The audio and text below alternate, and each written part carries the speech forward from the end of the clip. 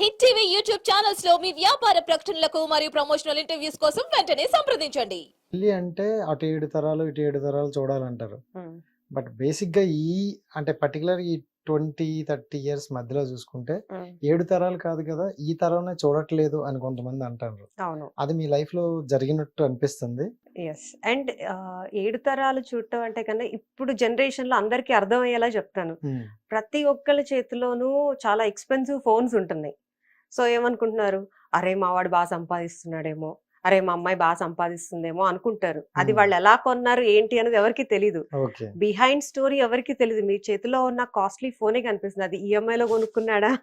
లేదంటే spot cash pay చేసాడో తెలీదు. అవును. సో మన ఫోన్ విషయంలోనే మనం మాట్లాడలేకపోతున్నాము. అప్పు చేసి అట్లాంటిది కొన్నాడా, తప్పు చేసి కొన్నాడా కూడా తెలీదు. హూ నోస్ ఎవరికీ తెలీదు. యాహ్! ఒక మనిషి గురించి మనం ఎంక్వైరీ చేయాలి అంటే కొంతవరకు ఎంక్వైరీ చేస్తాం గానీ, హ్మ్. అన్నీ బయటపడిన తర్వాతే అప్పుడు నెగెటివ్స్ ఏంటన్నది బయటకొస్తది. హ్మ్. ఎవరి కాళ్ళు శ్రీరామచంద్రులే అంటారు. హ్మ్. బయటకొస్తే అప్పుడు ఎవరు శ్రీరామచంద్రులు ఏంటి అన్నది తెలుస్తది. బట్ మీకు అంటే పెళ్ళికి ముందు జనరల్‌గా ఆ హస్బెండ్ గారితో మాట్లాడుతారు. హ్మ్. హ్మ్. అంటే చాలా మంది ఉన్నదేంటంటే మన ఇంటికి రావడం, వాళ్ళ ఇంటికి వెళ్ళడం. హ్మ్. సో హ్మ్. ఇలా కొన్ని తెలుస్తాయి. బట్ మీకు మ్యారేజ్ అయిన 16 డేస్ 16ఆ? అంటే హార్డ్‌లీ 45 అబ్బాయితో కలిసి ఉన్న రోజులు 45 డేస్ యాహ్! అంతే. 45 డేస్‌లో యాహ్! మీ లైఫ్ మొత్తం టర్న్ అయిపోయింది. టర్న్ అయిపోయింది. యాహ్! ఓహ్! అంటే అది మీకు ముందేమైనా సింటమ్స్ తెలియలేదా? అంటే ఇది కరెక్ట్ కాదేమో, నాకు అంత కరెక్ట్ పర్సన్ కాదేమో అని? అంటే లైక్ నేనైతే ఆ అబ్బాయి దగ్గర ఎప్పుడు కలవలేదు. హ్మ్. సో నాకు అంటే లైక్ మ్యాచ్ వచ్చిన తర్వాత ఆహ్, అంటే చాలా మంది అనుకుంటారు ఫినాన్షియల్లీ చాలా పూర్ కండిషన్ నుంచి వచ్చాను అని చెప్పి. హ్మ్. మాది మిడిల్ క్లాస్ ఫ్యామిలీ. ఓకే. మా అమ్మ, నాన్నది. కానీ హ్మ్. మా family members all are settled families. Okay. So పెళ్లి చూపులు అయిన తర్వాత నాకు వంట నేర్పించడానికి లేదంటేనేమో ఎట్లా ఉండాలి ఏంటి అన్నది మొత్తం మా మేనమామ ట్రైనింగ్ ఇచ్చాడు బేసికల్‌గా. ఓకే. మావయ్య ఇక్కడ ఉండాడు. మావయ్య గుజరాత్‌లో ఉంటాడు ఆ హ్మ్. రోజుల్లో అప్పుడు. హ్మ్. సో అక్కడికెళ్ళినప్పుడు జనరల్‌గా నేనేం నేర్చుకున్నా అనుకున్నారు? వాక్యూమ్ క్లీనర్‌తో ఫ్లోర్ క్లీన్ చేయటం ఎట్లా? హ్మ్. డిష్ వాషర్‌లో ఎప్పుడు 2008, 9 ఆ టైంలో. ఓకే. డిష్ వాషర్‌లో గిన్నెలేయటం ఎట్లా? అది నేను నేర్చుకోవటానికి వెళ్ళాననమాట. సో అక్కడికి వెళ్ళిన తర్వాత మావయ్య పెళ్లి తర్వాత ఇలా ఉండాలి. మా అత్త కావచ్చు అని చెప్పారు వాళ్ళు. చెప్పిన తర్వాత ఒక సర్టెన్ టైమ్‌లో అబ్బాయి నాతో మాట్లాడాలి అని ఇంట్లో వాళ్ళని అడిగి నంబర్ తీసుకొని కాల్ చేయటం, మాట్లాడటం అయ్యింది. హ్మ్. ఒక్క పాయింట్‌లో నాకు సమ్‌వేర్ వి ఆర్ డిస్టర్బ్డ్. ఎక్కడ అంటే కొంత క్యాష్ అన్నది హ్మ్. కొంత ఐ థింక్ 3,00,000 సంథింగ్ ఎంతో ఫిక్స్డ్ డిపాజిట్ ఏస్తాము అని చెప్పారు మా హ్మ్. హ్మ్. ఫాదర్. ఇద్దరి హ్మ్. పేరు మీద కలిపి ఓకే. జాయింట్ అకౌంట్‌లో ఏస్తాను అంటే, ఆ అబ్బాయి నాతో ఫైట్ చేయడానికి కాల్ చేశాడు బేసికల్‌గా. అదేంటి నమ్మకం లేదా మీ పేరెంట్స్‌కి? హ్మ్. అయితే నీ పేరు మీద ఉండాలి గానీ నా పేరు మీద ఏంటి? హ్మ్. ఇద్దరు కలిపి వేయటం అనేది కరెక్ట్ కాదు గదా! అన్నట్టు కొంచెం ఫైట్ చేసేసరికి సమ్‌వేర్ ఎక్కడో మేము డిస్టర్బ్ అయ్యాము. హ్మ్. బట్ ఏంటంటే మేబీ ఎందుకన్నారోలే అని మేము దాన్ని పెద్ద పట్టించుకోలేదు. హ్మ్. బట్ సమ్‌వేర్ ఎక్కడి నుంచో స్టార్టింగ్ నుంచి కూడా మాకు కొంచెం నాకైతే డిస్టర్బెన్స్ అనిపిచ్చింది. హ్మ్. బట్ పెద్దవాళ్ళు అన్నీ చూసుంటారు కదా! ఇనీషియల్ స్టేజ్‌లో ఇట్లాగే పెళ్లి ముందు మాకది చేయలేదు, ఇది చేయలేదు అన్నది క్వైట్ కామన్ కదా! అన్నట్టు మేము లైట్ తీసుకున్నాం బేసికల్‌గా. ఓకే.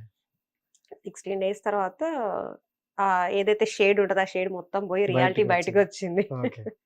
సో మాస్క్ ఎన్ని రోజులు ఉండదంటారు. అంతే. ఏదైనా సరే. హ్మ్. ఏదైనా. సో అంటే జనరల్‌గా మనకి చిన్న దెబ్బ తగిలితేనే చాలా ప్రాణం కరకరలాడుతది. హ్మ్. అలాంటిది ఒక్కసారిగా ఒళ్ళంతా హ్మ్. మంటలు. సో అంటే సూసైడ్ చేసుకోవడం అనేది ఆ ఐటెమ్ అనేది చాలా వినడానికి చెప్పే వాళ్ళకి చాలా బానే ఉంటది గానీ, ఆ సిట్యుయేషన్‌లో ఉన్న వాళ్ళకి చాలా భయం అనిపిస్తది. అవును. చాలా ధైర్యం ఉండాలంటారు. సో ధైర్యం అన్న మాట కన్నా అక్కడ హ్మ్. మన పరిస్థితులు మనల్ని ఆహ్, ఏమీ చేయలేని నిస్సహాయ స్థితికి తీసుకెళ్ళిపోతది. ఓకే. ఆ నిస్సహాయ స్థితికి ఎళ్ళినప్పుడు అది ధైర్యం కాదు. హ్మ్. అది పిరికితనం అనరు. హ్మ్. ఒక క్వెషన్ మార్క్ స్టేజ్‌లో ఉన్నప్పుడు మనకు ఆన్సర్స్ లేనప్పుడు ఇలాంటి మూవ్‌మెంట్స్‌లోకి వెళ్ళాల్సొస్తది మనుషులు. హ్మ్. అది నేను ధైర్యం అనను, పిరికితనం అనను. హ్మ్. ఏమీ తెలియని తనం ఒక బ్లాంక్ మైండ్ అంటా నేనైతే. హ్మ్. According to my experience and my knowledge. హ్మ్. యాహ్! అంటే బిఫోర్ సూసైడ్ అటెంప్ట్‌కి, హ్మ్. ఆఫ్టర్ మీకు హ్మ్. తేడా ఏంటంటే ఏం చెప్తారు? తేడా అంటే చాలా చాలా డిఫరెన్సియేషన్ హ్మ్. ఉందప్పుడు. ఇప్పుడున్న ధైర్యంలో హ్మ్. ఒక 10%, 10% అవసరంలా 0.1% ఆ రోజుల్లో ఉంటే అది ఇంకొక రకంగా ఉండేది. అంటే మేబీ అందరూ కొంతమంది పాయింట్ ఔట్ చేస్తారు. హ్మ్. చాలా మంది ప్రబుద్ధులు చాలా ఏమంటారు నా మంచితనం కోరుకునే వాళ్ళు కూడా కింద చాలా మంది కామెంట్స్ పెడుతూ ఉంటారన్నమాట. ఒక దీవెనలాగా. నువ్వు పిచ్చి పని చేసావు, నీ మూలాన ఇంకో బిడ్డను కోల్పోయావు, చంపేశావు అంటే చాలా గౌరవంగా పెడతా ఉంటారు. చంపేశావు, నీకు ఒళ్ళు కొవ్వెక్కిలా చేసుకున్నావు అని చాలా గౌరవంగా నన్ను దీవించే వాళ్ళు ఉన్నారు.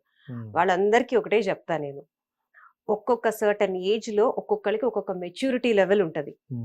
సో ఉలి దెబ్బ తగిలిన కొద్దే రాయి అన్నది శిల్పంగా మారుతుంది. ఆ ఉలి దెబ్బ తగిలేటప్పుడు ఆ రాయి ఎంత నరకం అనుభవిస్తా మీరు రోజు చూస్తారా?